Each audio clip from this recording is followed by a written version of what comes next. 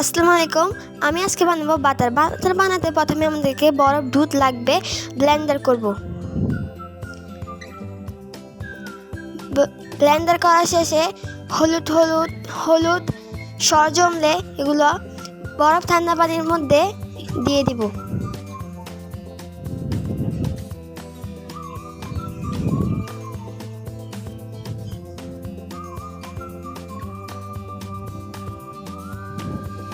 এরকম করে এখান থেকে সবগুলোই দিয়ে দিব।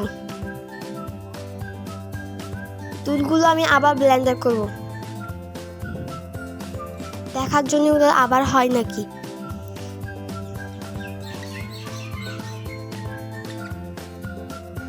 ব্লেন্ডার করার পর হয়নি, সাদা এগুলো হলুদ হয়নি, তাহলে মনে করবেন এগুলো আর হবে না।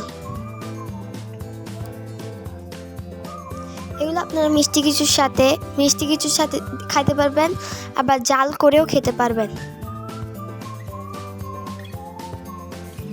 এবার আবার আরেকগুলো এরকম করে দিয়ে দেব।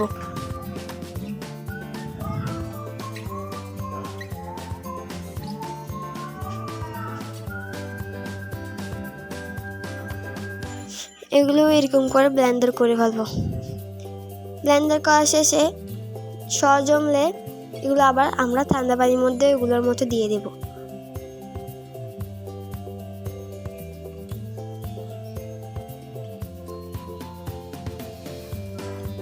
দিয়ে দিচ্ছি।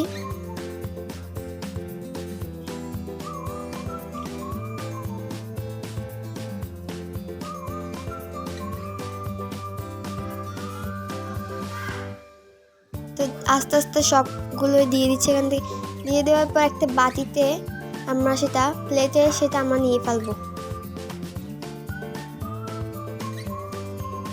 এখান থেকে সবগুলোই নিয়ে ফেলবো।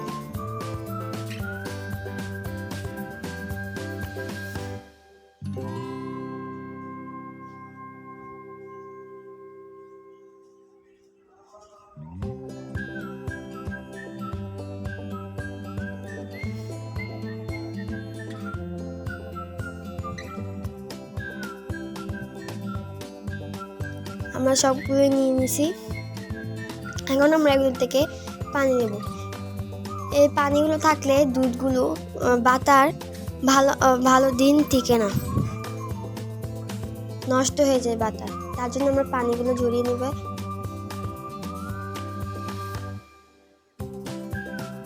আমি যেহেতু কম বানিয়েছি, আমি ছোট বাটিতে নিয়েছি, আপনার চাইলে বড় বক্সও নিতে পারেন। এখন 1 ঘন্টার জন্য আমরা ডিপে রেখে দিব। ডিপে রাখার পর এমন হয় আমাদের বাটার তৈরি। আপনারা চাইলে এরকম বাটার বানাতে পারেন।